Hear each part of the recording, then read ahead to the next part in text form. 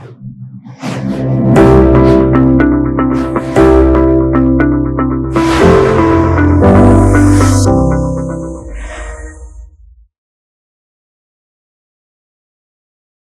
the previous lecture, we had a look into some basic aspects of what are seismic waves, and we had also seen how the velocity of seismic waves are controlled by the elastic constants. So, we had a look into 4 important elastic constants. Then we had seen what are all the different types of seismic waves, what are their important characteristics. This table shows how the velocity of seismic waves vary in different formations.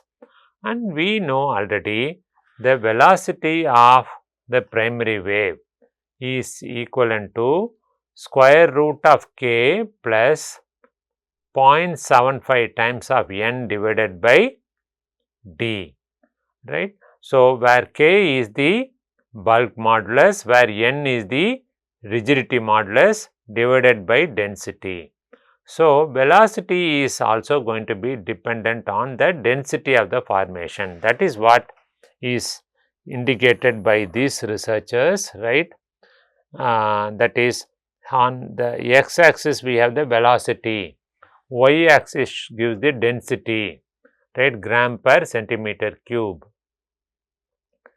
So, if you take shales, shale is a formation, shale are from different places, and they have tested what is the density of the shale and what is the corresponding seismic velocity.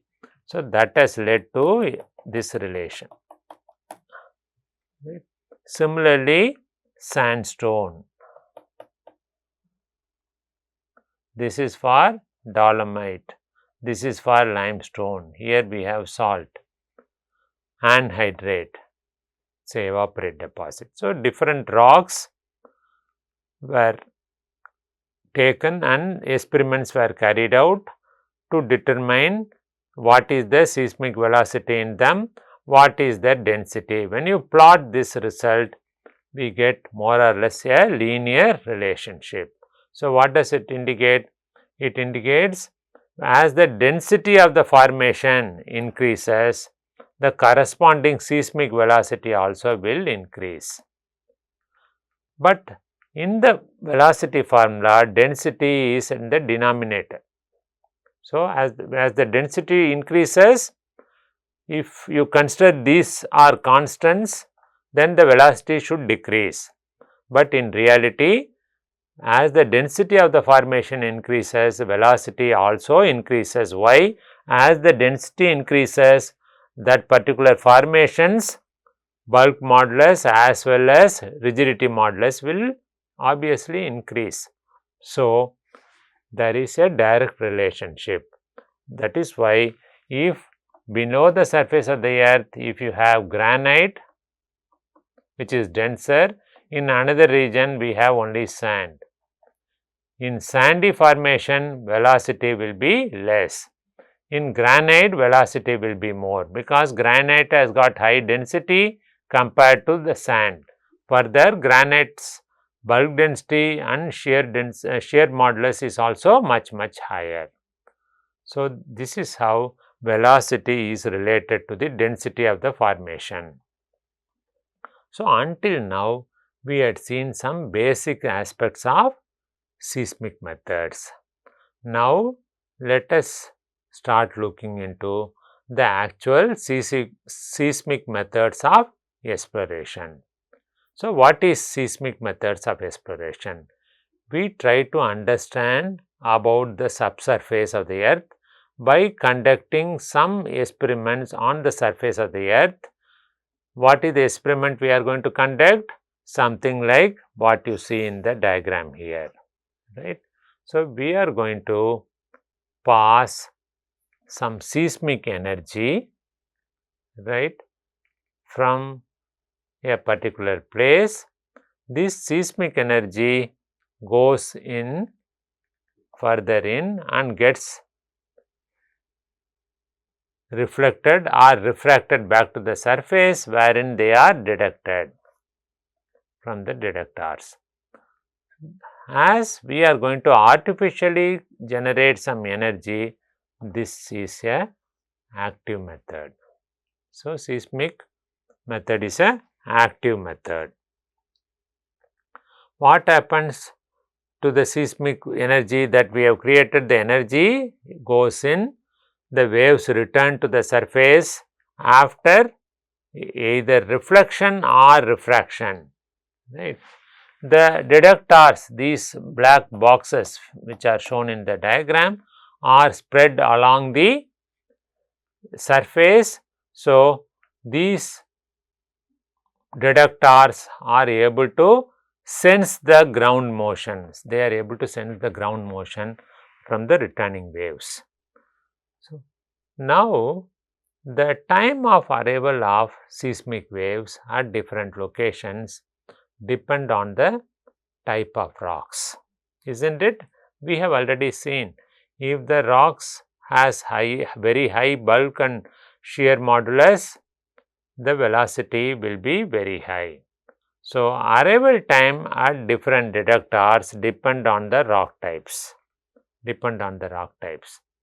So, we can try to understand about the rock types from the signals that are reaching the surface by seismic reflection or refraction.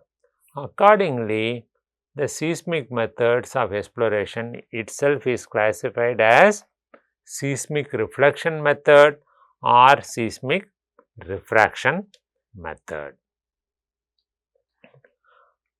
We have some standards, right, for conducting the seismic survey, including there is an ASTM standard guide for carrying out seismic refraction, right, and also seismic reflection method, right. So, that means ASTM has got two standards, right, one for seismic refraction methods, one for seismic reflection method.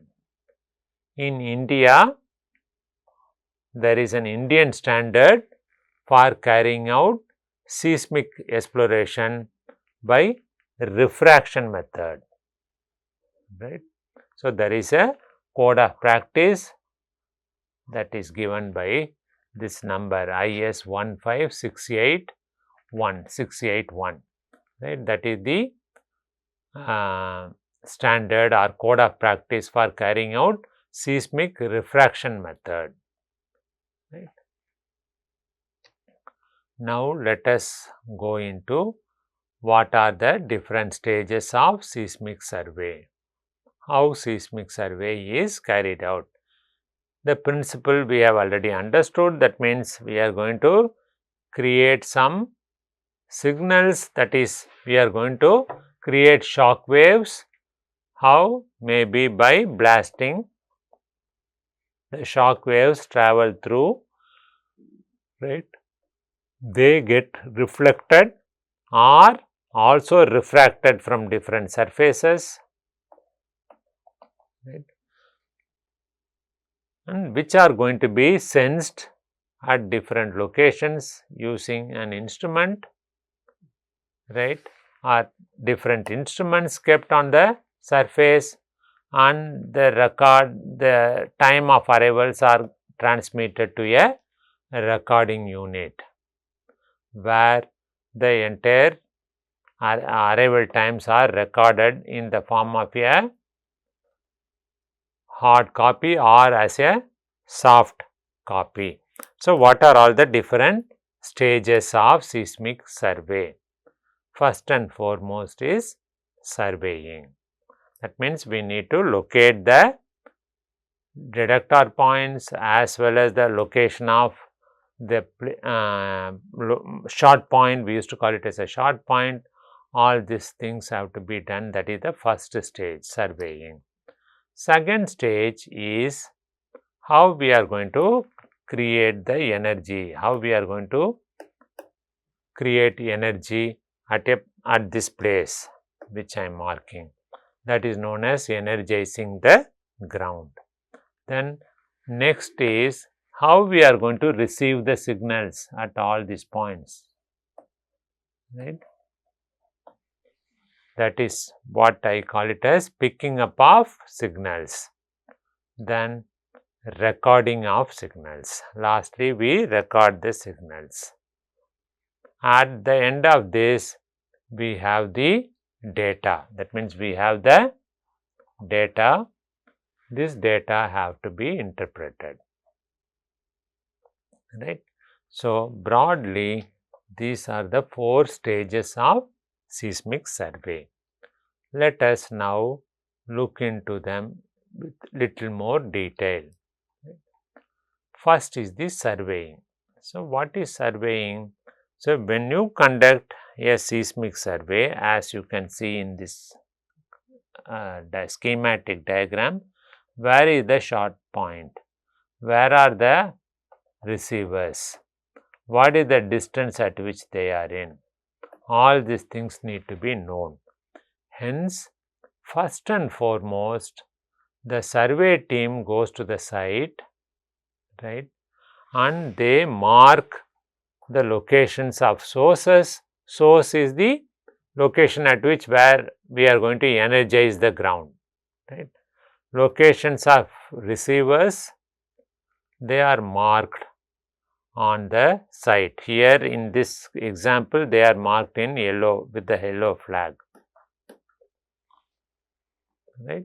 So, yellow flag marking is made on the surface, right, as you can see here, they are marked. So, in this example, 5 meters, please do not consider this as always 5 meters, no. So, here in this example, the survey team has marked the locations of short point as well as detector points. So, they are all measured and marked and recorded.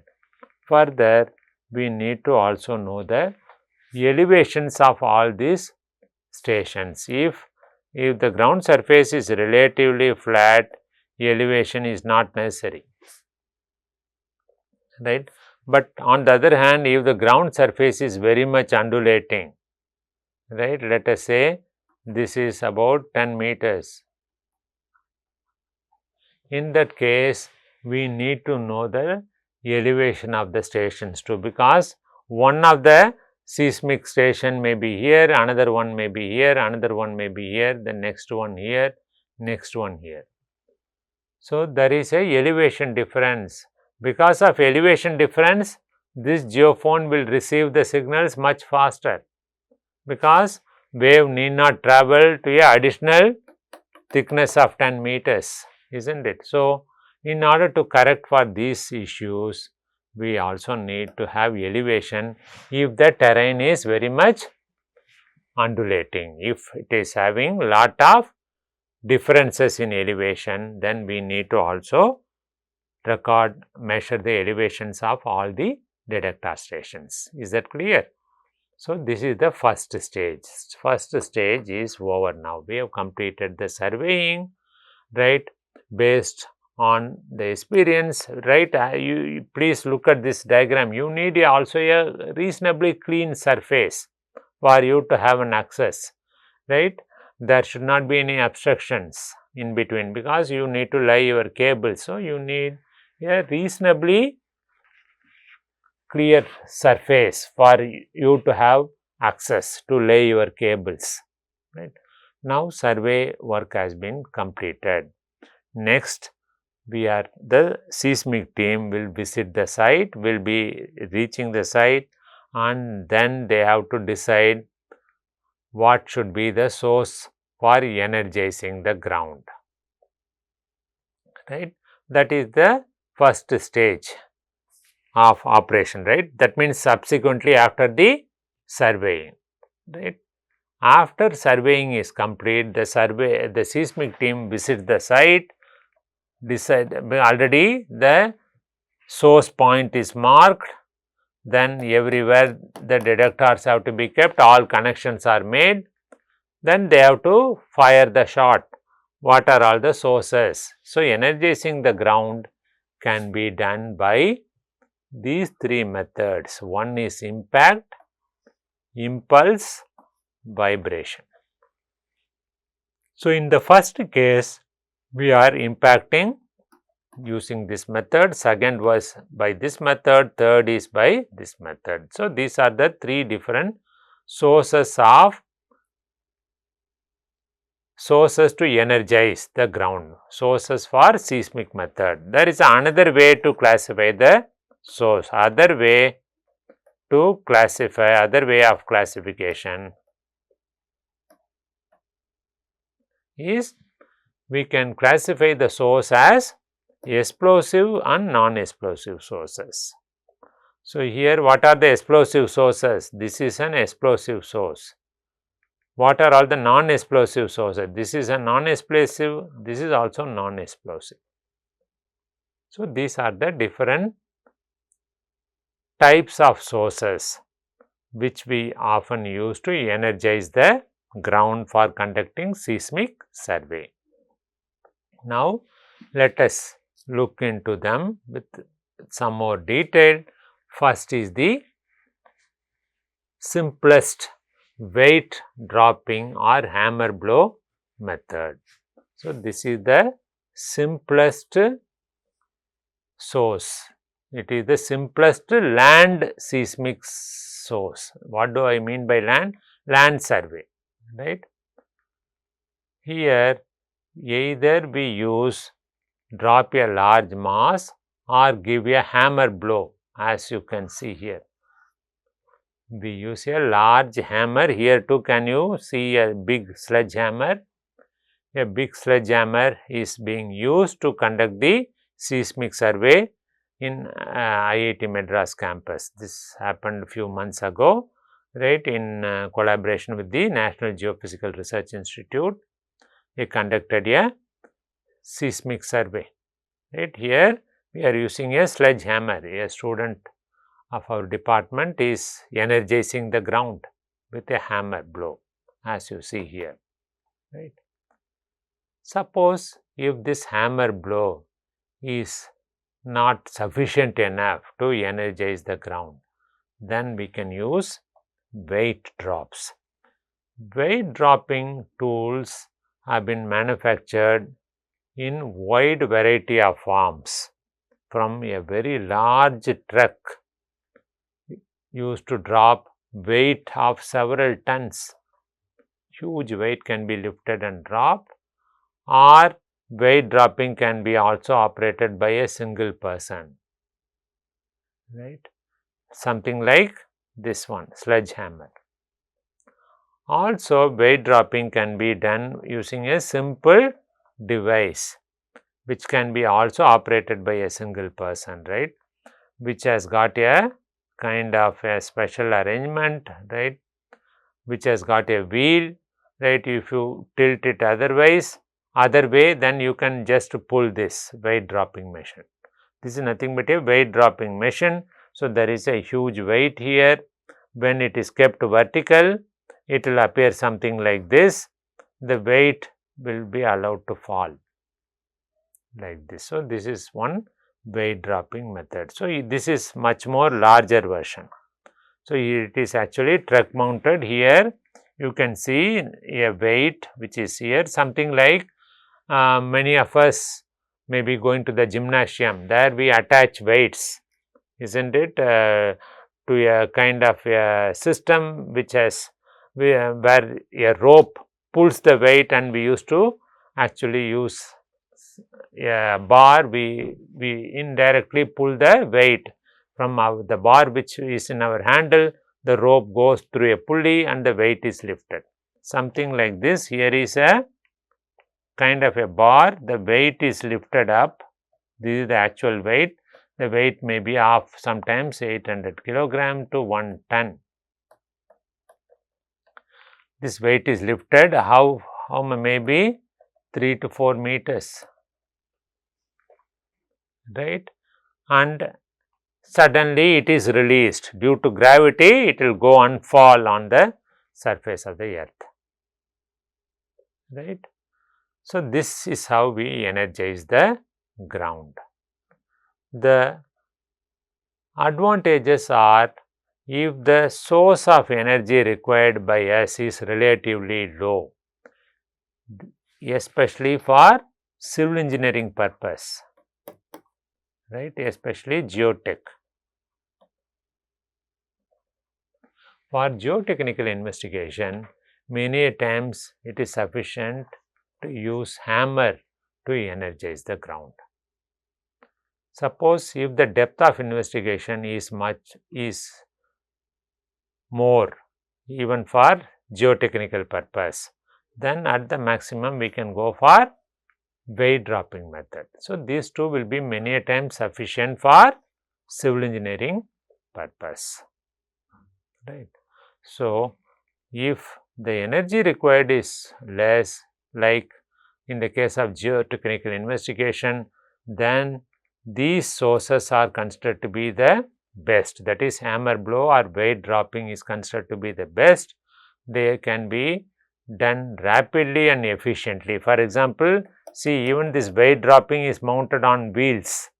So, one person or at the maximum 2% is sufficient to pull this, right.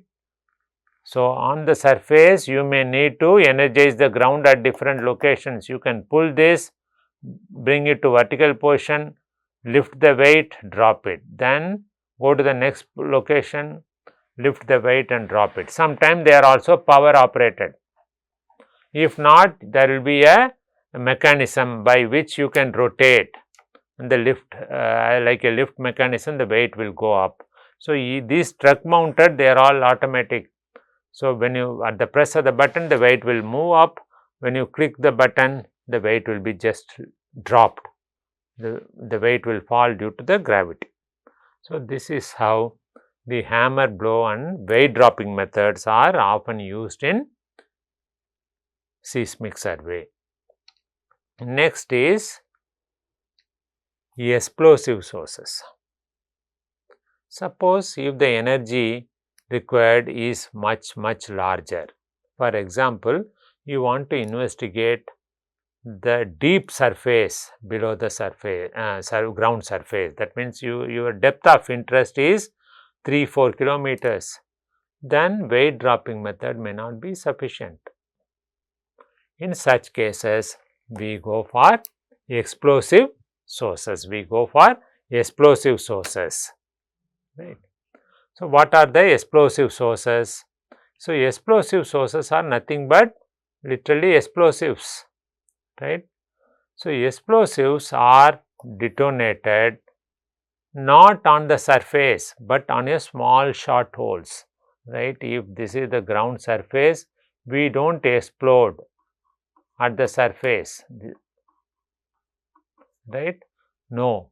Why? Because if you explode at the surface, large amount of energy will go as waste, right.